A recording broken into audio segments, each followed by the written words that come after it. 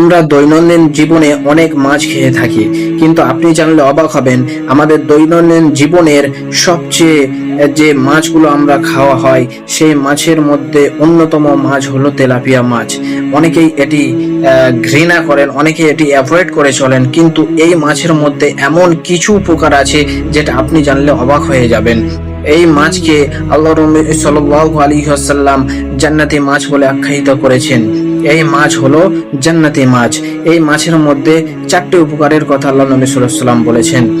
এই তেলাপিয়া মাছ নীল নদ এবং ফুরাত নদী, যে দুটি নদী জান্নাত থেকে আগত হয়েছে, জান্নাত থেকে এসেছে, সেই দুটি নদীতে প্রচুর পরিমাণে তেলাপিয়া পাওয়া যায়।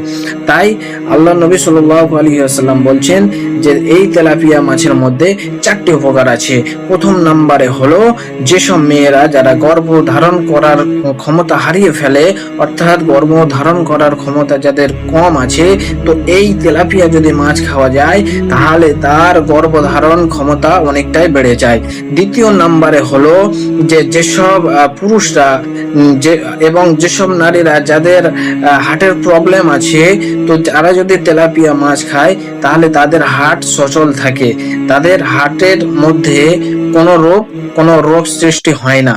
তৃতীয় নম্বরে হচ্ছে যেসব শিশুরা যারা পেটে আছে, যাদেরকে বাড়তে পারে না, কিন্তু তারা যদি তেলাপিয়া খায় তো তাদেরকে বলা হচ্ছে যে তারা লম্বা হওয়ার অনেক প্রবণতা বেড়ে যায়।